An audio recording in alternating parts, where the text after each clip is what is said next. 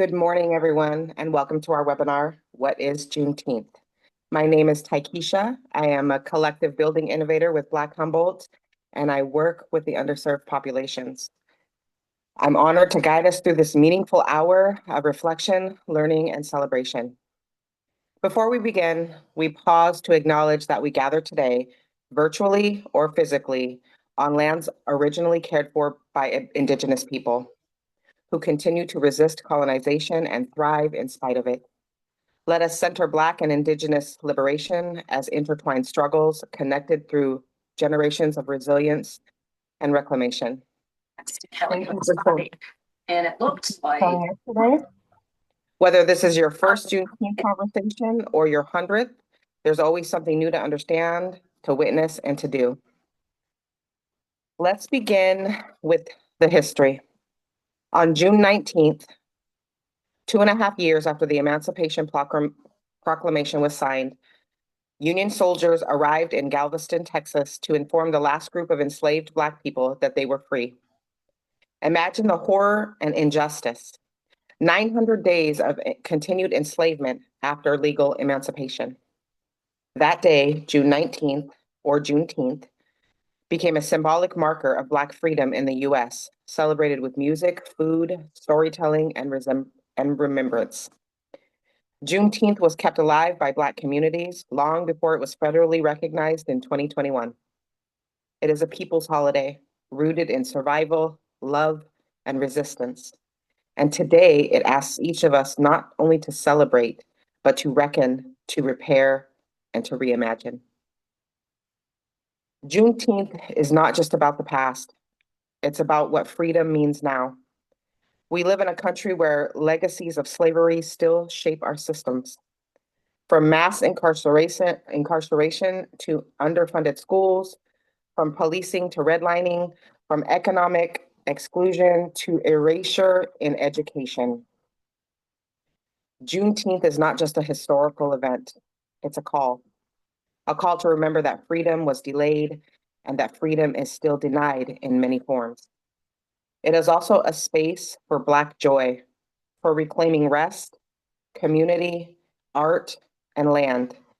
It is a declaration that we exist beyond pain, that we create culture, family, futures, and movements. This year, our theme is Black bodies, green spaces, from soul to soil. We chose this theme to remind ourselves that we were people of the land and are reclaiming that story for ourselves in a time where caring for the earth and our physical environments are more important than ever.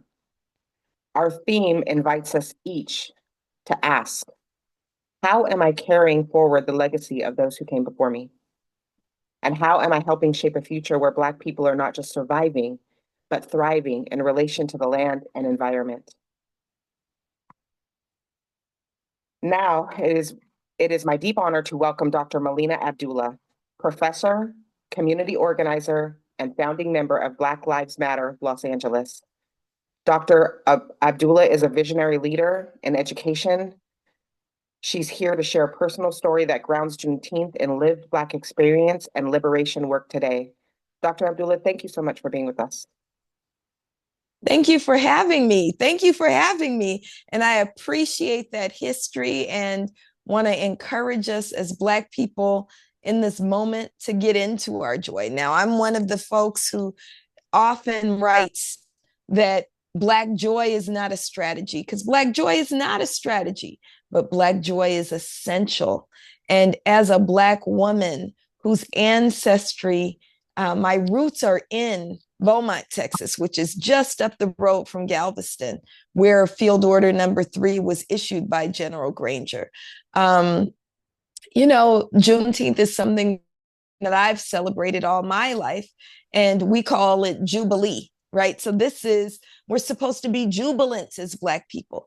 I also want to recognize that last year, when Juneteenth became a federal holiday, in many ways, it kind of muddied some waters, right? So if you remember, if your family is not from Texas, not even all Black people had heard of Juneteenth, right? That Juneteenth celebrations were things that were very private and community, right? By private, I mean they were insular.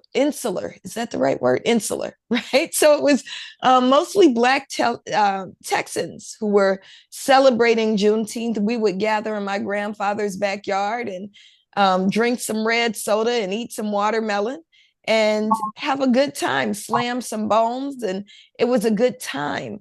But it wasn't something that even all Black people engaged in. So I just want to be really, really brief, because on Juneteenth, which is sacred to me, right? The first person in my family to be brought here as an enslaved person came into Sabine Pass, Texas.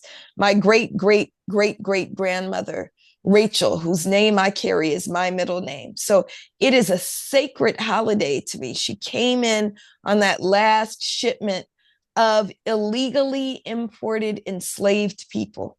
And so Juneteenth, when we talk about Juneteenth in my own bloodline, being a part of those folks who got the word late, that our struggles, because they are our struggles that got us free. It was no, white man in a top hat that decided he was going to do what was right for Black people. It was ourselves. It was ourselves making ourselves ungovernable. It was ourselves clinging to each other and our divinity and demanding freedom and holding freedom in our spirits, even when chains were upon our bodies, right? So it's really important to remember that. And as a sacred holiday for me, I want to go celebrate my Black joy, right? And so down the street, Black Lives Matter Grassroots, which is the body of now 49 chapters of Black people all around the globe, who are committed to righteous struggle for liberation and the continued fight for freedom for Black people.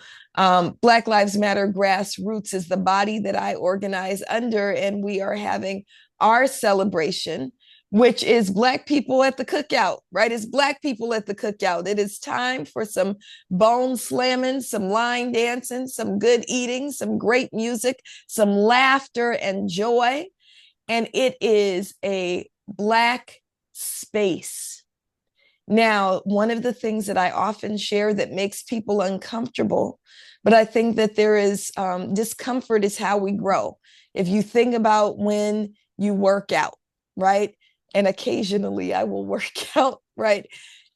If I'm just walking and strolling, that's a stroll and it's good for my spirit, but it doesn't necessarily bring the strength to my body that I want it to, right? But if I'm willing to push myself and become uncomfortable, I start to see muscles that I didn't even know were there. And so I want to push us to the point of discomfort when I say that Juneteenth is a Black holiday.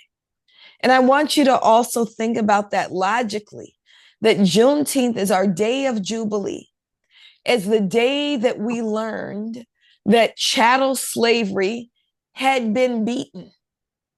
We don't want other people in that space. Be comfortable in not joining the cookout if you are anybody but a Black person, right? This is not the time. Now they're going to really get mad. This is not the time to bring your raisin-laden potato salad to the cookout, right? This is our cookout.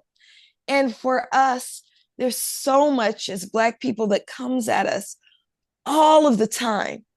I want us to think about, yes, our ancestors. Yes, Mama Harriet freeing at least 1,000 folks, and correct those records that say she freed 300. The Combahee River Raid freed 700 people alone.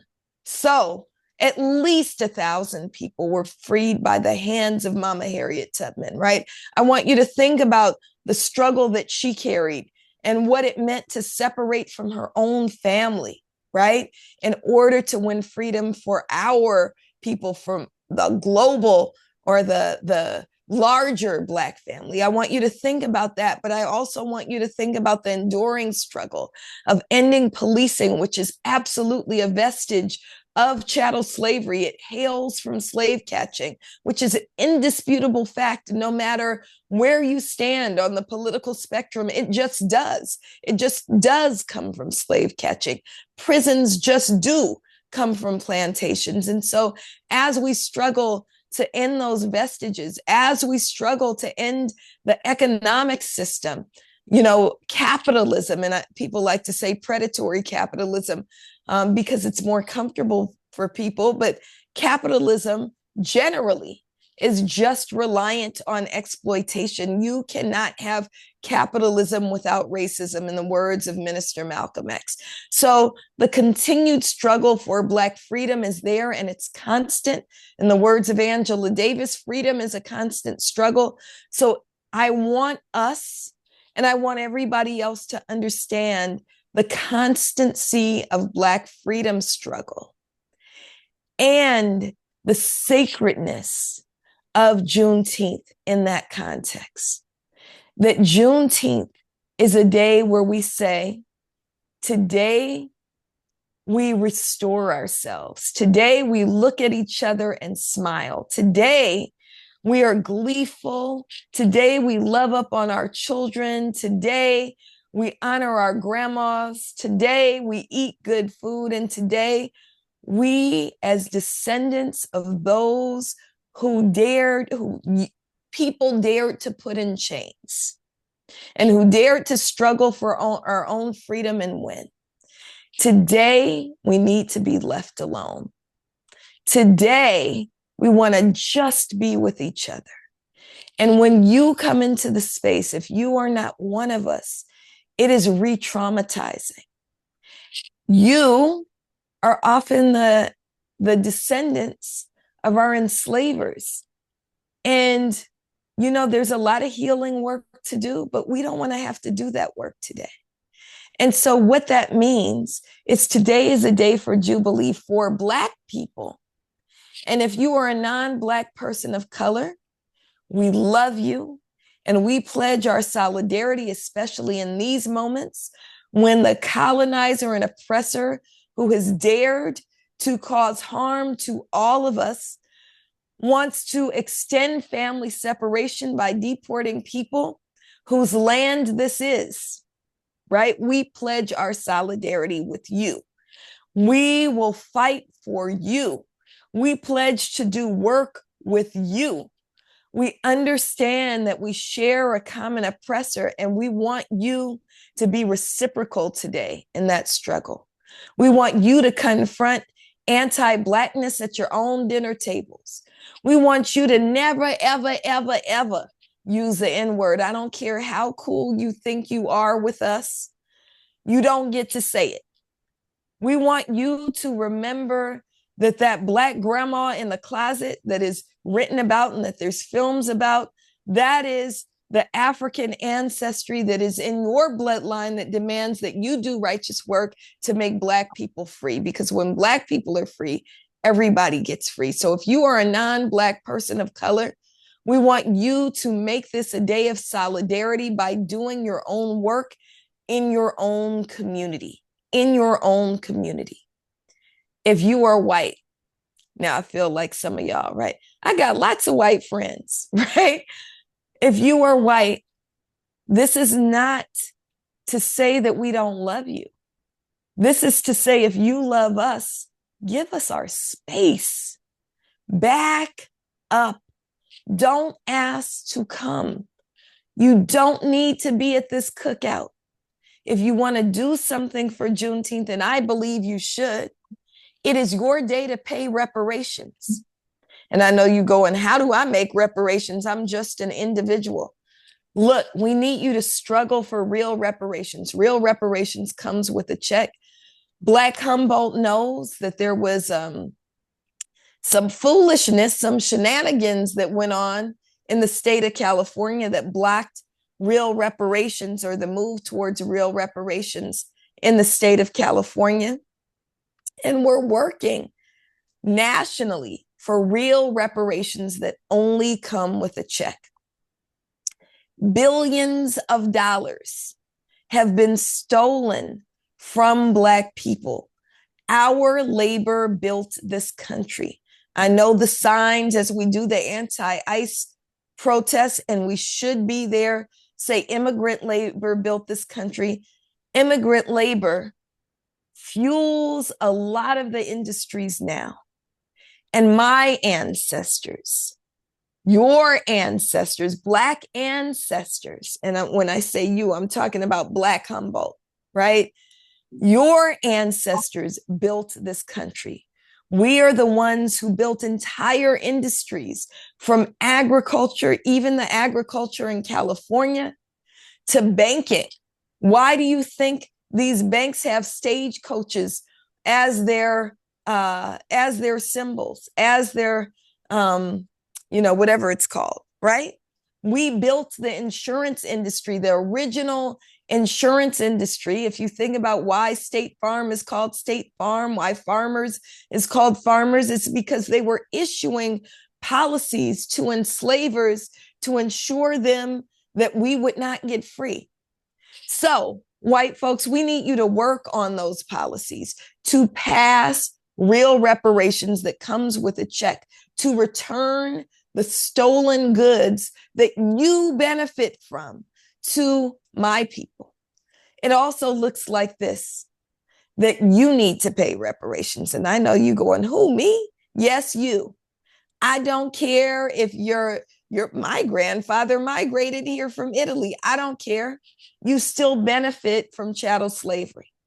And so we need you to make this a day that you pay reparations. This is how you do it. One, you can donate to a Black liberation organization. You can donate to a Black liberation organization. Black Humboldt, I think y'all have a PayPal or a Venmo or something like that they can donate to, right? You can donate to BLM Grassroots. You can donate to a Black liberation organization. I'm not talking about one of these organizations that sit down with police and try to make amends with slave catchers. I'm not talking about them. I'm talking about real liberatory revolutionary organizations, right? Number two, if you want to do more than that, I'm sure there's a Black single mama who, because her great-great-grandmother didn't have anything to pass to her, now she can't pay her rent. Slide her $100. Slide her $100. When you see an unhoused person, make sure you feed them today and trust them with the money. Don't do that dehumanizing shit. Oh, I'll go in and I'll buy you a hamburger to make sure it's going to the right place. That is not your job. Your job is to return the stolen goods, right? Lastly, you might say, well, I'm broke too. I don't have any money. Okay, our labor was stolen. What labor can you do? Is there somebody's front stoop that you can sweep? Are there some weeds that you can pull? Are there some dishes you can wash? Some kids you can babysit? Those are the things that you can do. Do not ask to come to the cookout, because this one ain't for you. And so I want to say today is our day of Jubilee. I am protecting my space for jubilation, and I'm about to go celebrate with all my folks. I'm going to live in Black joy. I said I'm an electric slide till Frankie Beverly smiles down from the heavens, right? And we are going to have a good time, Black people, and we're going to use this as a foundation to keep up the struggle, to make sure that we actually win and earn complete and total freedom for our people, and then really for everybody else.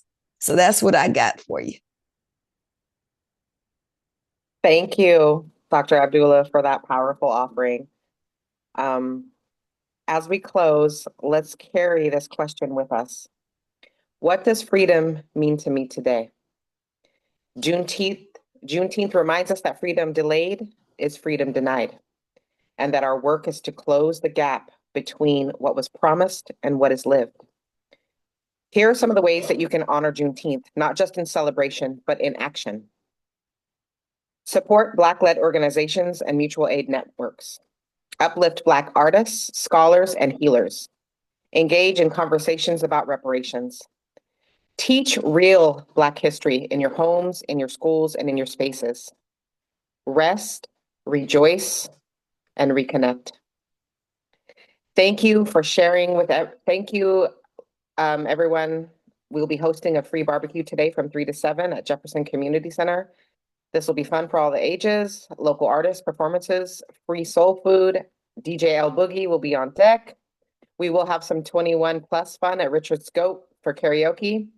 That starts at 8:30 and the singing starts at 9.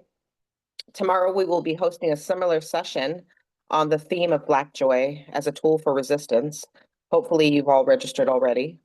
We'll also be hosting a line dancing workshop at 5 p.m. in Old Town at the Gazebo in Eureka, followed by an artist showcase. We call the People's Mic. That's going to be from 6:15 to 9 p.m.